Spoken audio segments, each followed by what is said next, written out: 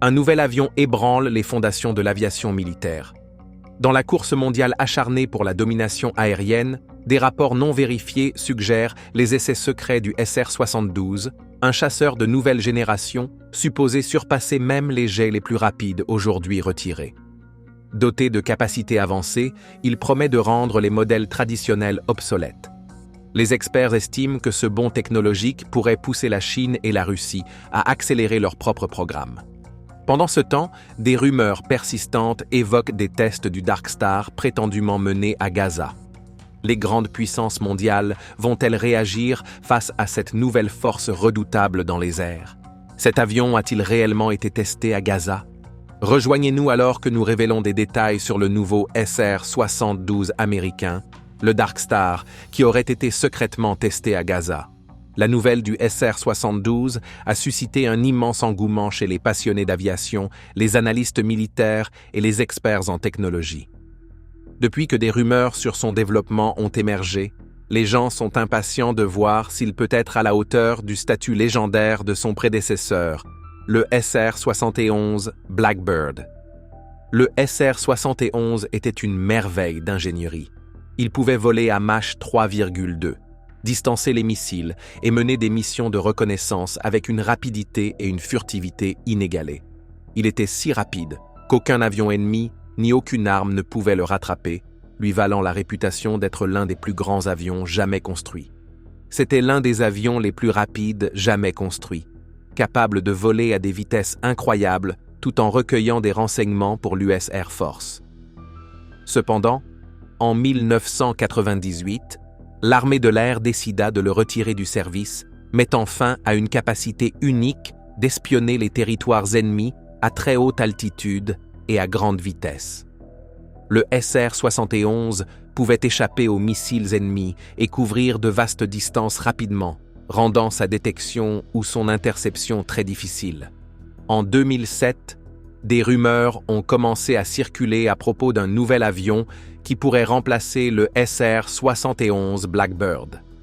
Des rapports suggéraient que Skunk Works, la division ultra-secrète de Lockheed Martin, spécialisée dans la conception d'avions avancés, développait un jet appelé le SR-72. Contrairement à son prédécesseur, ce nouvel avion était supposé voler à la vitesse impressionnante de Mach 6, soit 2 fois plus vite que le SR-71. Cela signifie qu'il pourrait atteindre une vitesse stupéfiante de 6400 km/h, parcourant de grandes distances en quelques minutes. Un avion aussi rapide serait presque impossible à intercepter. Même les avions de chasse et missiles solaires les plus avancés ne pourraient pas le rattraper. Cela ferait du SR-72 l'appareil idéal pour la collecte de renseignements, la surveillance et les frappes de précision sur des cibles ennemies. Contrairement aux drones plus lents ou aux chasseurs furtifs qui risquent d'être détectés, le SR-72 pourrait entrer, accomplir sa mission et repartir avant même que l'ennemi ne s'en aperçoive. Bien que le SR-71 Blackbird fût incroyablement rapide, il n'a jamais atteint la vitesse hypersonique. Le seul avion piloté à l'avoir fait est le X-15 de la NASA, un avion de recherche propulsé par fusée qui détient encore des records de vitesse. Le SR-72 serait l'un des premiers avions hypersoniques à fonctionner régulièrement. Cela signifie qu'il servirait de plateforme d'essai pour les futures avancées aéronautiques, aidant les chercheurs à affiner l'aérodynamique, les matériaux et la technologie des cockpits pour résister à des vitesses et températures extrêmes. Ce concept est similaire à celui du Boom Supersonic XB-1, qui teste de nouveaux matériaux et concepts aérodynamiques pour la prochaine génération de voyages commerciaux supersoniques. En cas de succès, le SR-72 pourrait ouvrir la voie à des avions civils hypersoniques. Toutefois, des défis environnementaux pourraient surgir, car voler à de telles vitesses peut affecter l'atmosphère de façon que les scientifiques étudient encore.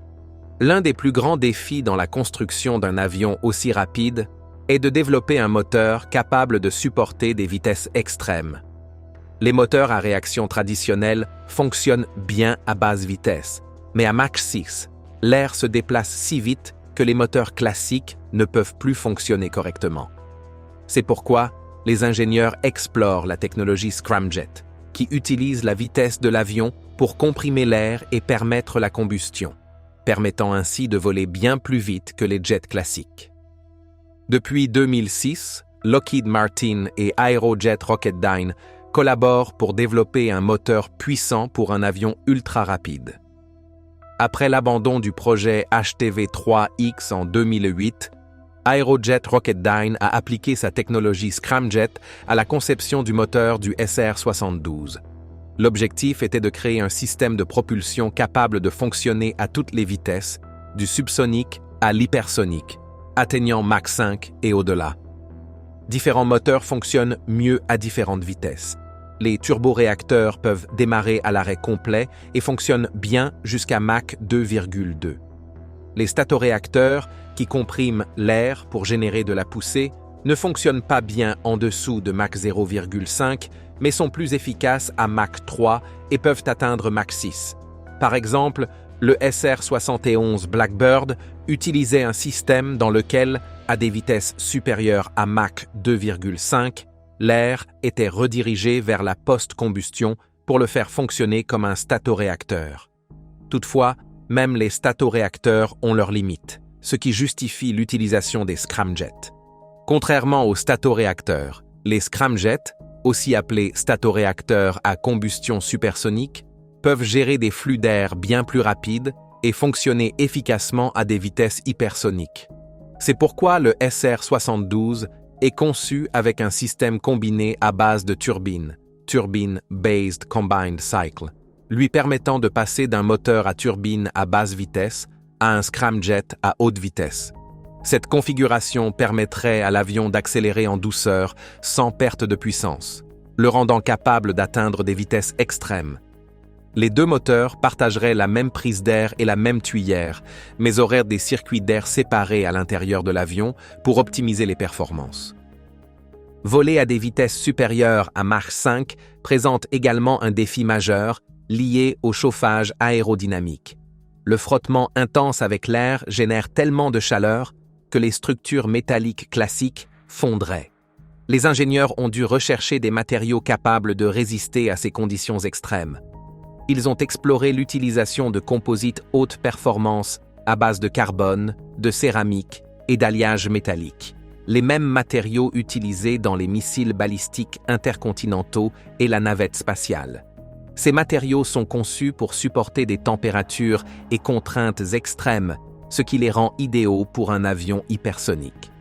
Lockheed Martin a révélé des plans pour une version d'essai plus petite de l'avion, mesurant 18 mètres de long, soit à peu près la même taille qu'un F-22 Raptor. Ce prototype serait propulsé par un moteur grandeur nature et atteindrait des vitesses de Mach 6, soit 6 fois la vitesse du son pendant quelques minutes. L'entreprise prévoyait de le rendre prêt pour des essais en vol d'ici 2018, en phase avec le calendrier du programme d'armes de frappe à grande vitesse, High Speed Strike Weapon. Le SR-72 à l'échelle réelle devait mesurer plus de 30 mètres de long, une taille et une portée comparables au célèbre SR-71 Blackbird. Lockheed prévoyait d'introduire l'appareil d'ici 2030 dans le cadre de la feuille de route hypersonique de l'US Air Force, qui visait à développer une arme de frappe hypersonique d'ici 2021 avions de reconnaissance à haute vitesse d'ici 2030. Cependant, les responsables de Lockheed ont reconnu qu'ils n'avaient pas encore obtenu de financement pour le prototype ou son moteur, malgré des discussions avec les autorités gouvernementales. Le 13 novembre 2013, le général Mark Welch, chef d'état-major de l'US Air Force, a commenté l'avenir de la technologie hypersonique. Il a expliqué que le vol hypersonique pourrait offrir un avantage considérable en permettant d'exécuter des missions si rapidement que les adversaires n'auraient pratiquement aucun temps pour réagir. Il a confirmé que l'armée de l'air menait activement des recherches sur la technologie hypersonique, mais qu'elle ne disposait pas encore des matériaux nécessaires pour construire un appareil de grande taille comme le SR-72. Il a également précisé que l'armée de l'air n'avait pas collaboré avec Lockheed Martin sur ce projet. En décembre 2013, l'Air Force a choisi de ne pas financer le programme SR-72. Elle a préféré investir dans le RQ-180 de Northrop Grumman, un drone furtif conçu pour des missions de renseignement, de surveillance et de reconnaissance. Le RQ-180 était considéré comme une alternative plus abordable et moins complexe au SR-72, ce qui en faisait un meilleur choix pour le budget de l'armée à ce moment-là. Bien que le SR-72 n'ait pas reçu de financement, l'intérêt pour les avions hypersoniques reste fort. La vision de Lockheed Martin pour un avion espion à Mach 6 continue de captiver l'imaginaire des passionnés d'aviation et des experts militaires. Même si l'avenir du projet est incertain, les avancées en technologie aérospatiale pourraient un jour permettre la réalisation d'un tel appareil. À mesure que les spéculations autour du SR-72 augmentent, la confusion sur son identité grandit également. De nombreuses sources se trompent en appelant ce projet hautement secret Dark Star, mais ce nom n'a jamais été officiellement confirmé. En réalité, l'avion ne possède aucun surnom officiel, bien que l'un des plus couramment utilisés soit Fils du Blackbird. Ce titre non officiel reflète son lien avec le légendaire SR-71 Blackbird, un avion de reconnaissance qui a établi les standards en matière de vitesse et de furtivité à son époque. Que le SR-72 prenne un jour son envol ou non, son mystère et son potentiel lui ont déjà assuré une place dans l'histoire de l'aviation. Dans le monde militaire, l'attribution de surnoms aux avions, comme le F-15 surnommé Eagle, suit une tradition historique, des besoins pratiques et des protocoles stricts définis soit par l'armée, soit par le fabricant. Ce processus se déroule généralement une fois que l'armée de l'air a officiellement accepté l'appareil. Pour le SR-72, aucun nom officiel n'a encore été attribué, même si beaucoup ont tenté de le baptiser de diverses manières. Le développement du SR-72 repose sur des décennies de recherche, notamment les enseignements tirés du projet HTV-2. Leurs programmes de développement avancés ont créé le Hypersonic Technology Vehicle, 2 dans le cadre du projet Falcon de la DARPA. Le HTV-2 était un avion sans pilote lancé par fusée, conçu pour recueillir des données sur l'aérodynamique, la navigation, le guidage, le contrôle et les effets du vol à grande vitesse sur la structure de l'appareil. Il a effectué son premier vol en avril 2011 et un second en août 2012, atteignant des vitesses allant jusqu'à Mach 20. Les données recueillies lors de ces vols d'essai ont été essentielles pour concevoir le SR-72, permettant aux ingénieurs d'apprendre à gérer des conditions extrêmes à des vitesses hypersoniques. Le HTV-2 était remarquable, car il pouvait voyager si vite qu'il lui aurait fallu moins de 11 minutes pour voler de New York à Los Angeles. Un exploit incroyable qui continue d'influencer la conception aérospatiale moderne. Le SR-72 devrait remplir plusieurs rôles, tout comme son prédécesseur, le SR-71. Selon le site Air Force Technology, le SR-72 sera probablement un avion de reconnaissance hypersonique, utilisant des technologies avancées pour des missions similaires à celles du SR-71. Mais ses capacités ne s'arrêtent pas là. Le SR-72 serait également capable, selon les rumeurs, de frapper des cibles sur n'importe quel continent en moins d'une heure, à condition qu'il soit équipé de missiles hypersoniques comme le High Speed Strike Weapon de Lockheed Martin. L'idée est que la vitesse extrême de l'avion lui permettrait de pénétrer même les espaces aériens les mieux défendus, en faisant un outil essentiel à la fois pour le renseignement et les opérations de combat potentielles. Les plans à long terme de l'US Air Force concernant la technologie hypersonique soutiennent le développement du SR-72 et certains affirment même qu'il pourrait être équipé pour des missions de combat si nécessaire. L'un des plus grands défis pour tout avion hypersonique est la chaleur générée par le frottement de l'air à des vitesses proches de Mach 6. Ce frottement engendre d'immenses contraintes thermiques sur la structure de l'avion. Il existe 2 principales stratégies pour y faire face. La première consiste à utiliser une structure froide similaire aux tuiles résistantes à la chaleur utilisées sur les navettes spatiales. Ces tuiles peuvent protéger la surface en maintenant la chaleur à l'écart du corps principal de l'appareil. La seconde option consiste à utiliser une structure chaude fabriquée à partir de matériaux tels que le titane. Chaque approche présente ses propres avantages et défis, et les chercheurs s'efforcent encore de déterminer quelle solution conviendra le mieux au SR72. Au-delà de la gestion thermique, le SR72 est conçu pour atteindre une vitesse exceptionnelle, une furtivité élevée et une grande polyvalence dans diverses missions. On s'attend à ce que le prototype fonctionnel, s'il n'est pas déjà en vol, inclut des systèmes avioniques avancés et peut-être même des systèmes assistés par intelligence artificielle. Ces nouvelles fonctionnalités pourraient permettre à l'appareil d'opérer de manière autonome, ce que les plateformes expérimentales hypersoniques précédentes, comme les X-43 et X-51 Wave Rider, ne possédaient pas. Alors que ces projets antérieurs se concentraient principalement sur le test de la technologie Scramjet, le SR72 est perçu comme une machine beaucoup plus performante et flexible, conçue pour une gamme de missions bien plus large. Cependant, il reste encore des défis à relever en matière de furtivité. La technologie furtive repose souvent sur des matériaux capables d'absorber les ondes radar, mais ces matériaux pourraient ne pas résister aux températures extrêmes générées par le vol hypersonique. En outre, la vitesse élevée du SR72 implique qu'il produira une grande quantité de chaleur et donc une signature infrarouge très visible. Cette signature thermique importante le rendrait difficile à dissimuler face aux capteurs modernes.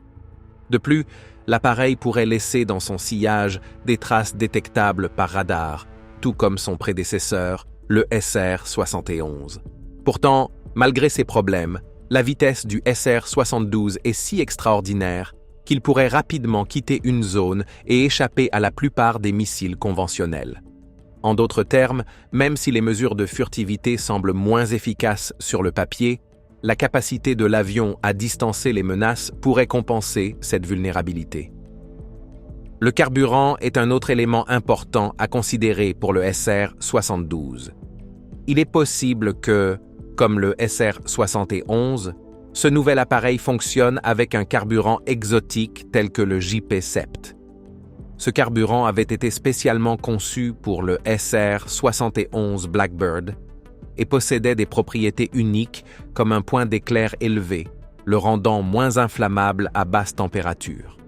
Ces caractéristiques étaient essentielles pour les missions à grande vitesse et haute altitude que menait le SR-71, car le carburant servait aussi à refroidir les moteurs et les systèmes avioniques. Cependant, certaines spéculations suggèrent que Lockheed pourrait envisager l'utilisation de carburants plus conventionnels pour le SR-72, afin de simplifier la logistique et de réduire les coûts d'exploitation tout en maintenant les performances nécessaires au vol hypersonique. Le calendrier de développement du SR-72 est également un sujet brûlant. Des rapports indiquent que des avancées significatives ont été réalisées, avec des essais au sol du moteur hypersonique ayant apparemment commencé dès 2013. En 2017, Lockheed Martin a déclaré que le nouveau moteur était prêt pour une utilisation réelle, suscitant l'espoir qu'un prototype à moteur unique pourrait voler dès le début des années 2020, peut-être même dès 2025. L'objectif final est de disposer d'une version bimoteur en service opérationnel d'ici 2030. Ce calendrier ambitieux repousse les limites actuelles de la technologie aérospatiale et les essais en vol devraient s'intensifier au milieu des années 2020 à mesure que le projet passe du concept à un avion pleinement fonctionnel. Cette progression rapide du développement rapproche non seulement le SR-72 de la réalité, mais met également en évidence son potentiel au-delà des simples tests technologiques.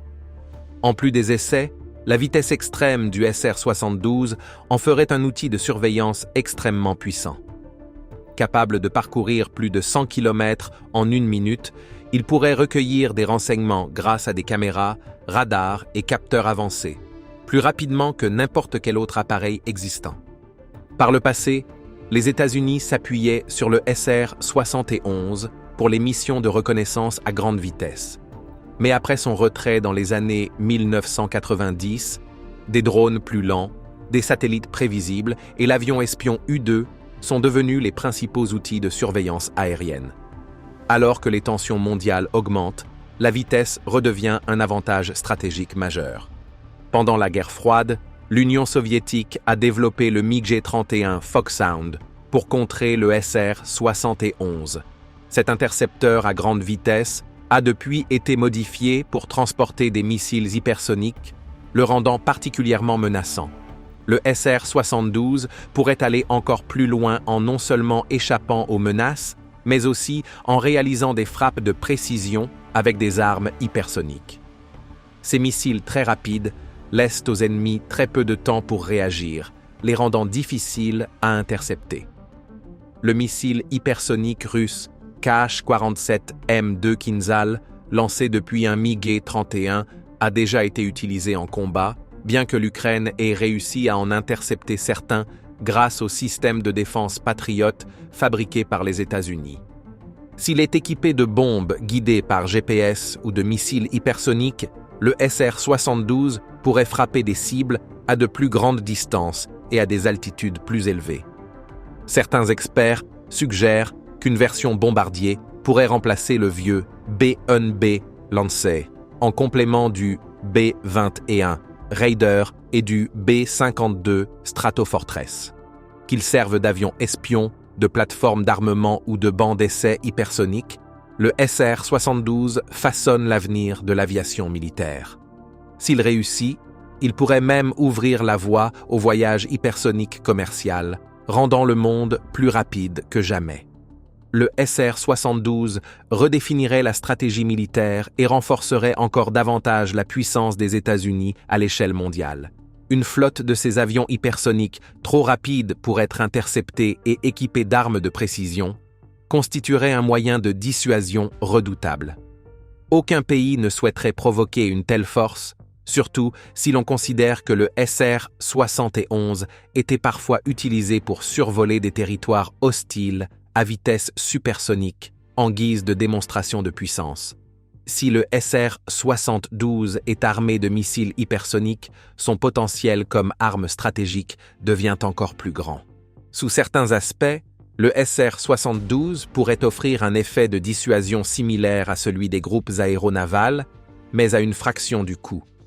Les porte-avions sont d'immenses bases aériennes flottantes qui nécessitent des milliers de personnels qualifiés, des navires de guerre coûteux pour leur protection et des quantités énormes de carburant. Ils sont essentiels pour projeter la puissance à travers le monde, comme on l'a vu lors de leur déploiement au Moyen-Orient après le 7 octobre 2023, pour contrer les menaces et sécuriser les routes maritimes. Cependant, une flotte de SR-72 hypersoniques pourrait remplir un rôle similaire, en fournissant une capacité de réaction rapide et de frappe à longue portée sans le fardeau logistique des groupes aéronavals. Au-delà des applications militaires, la vitesse du SR-72 ouvre aussi des perspectives passionnantes pour le secteur civil. Si un avion peut transporter des bombes, il peut aussi transporter des passagers ou du fret. Cette idée a des précédents historiques. De nombreux avions militaires ont été adaptés pour un usage civil, comme le Tupolev Tu-114, dérivé du bombardier Tu-95, ou le Boeing 307 Stratoliner, basé sur le B-17 Flying Fortress. De même, la technologie du SR-72 pourrait inspirer le développement d'avions de transport hypersoniques. Imaginez une version du SR-72 conçue pour la livraison rapide de marchandises. En cas de crise médicale, un avion hypersonique pourrait transporter des vaccins ou traitements vitaux vers une zone de contamination avant que le virus ne se propage de manière incontrôlable. Une telle capacité pourrait éviter une pandémie mondiale, épargnant des vies et évitant un effondrement économique. Le potentiel du voyage hypersonique s'étend aussi à l'aviation commerciale. Si le SR-72 réussit, il pourrait accélérer le développement de vols passagers à grande vitesse. Tout comme le boom supersonique XB-1 teste actuellement une nouvelle technologie supersonique pour les jets civils du futur. Le SR-72 est encore en cours de développement, mais son impact pourrait être révolutionnaire. Qu'il serve de moyen de dissuasion militaire, d'armes de frappe de précision ou de plateforme pour les voyages hypersoniques, il représente une avancée majeure dans l'aviation. Si cette technologie est perfectionnée, elle pourrait bouleverser la manière dont les guerres sont menées et transformer les déplacements de personnes et de marchandises à travers le monde. Merci d'avoir regardé. Pendant que vous êtes encore là, cliquez sur le lien affiché à l'écran pour découvrir une autre de nos vidéos. À tout de suite.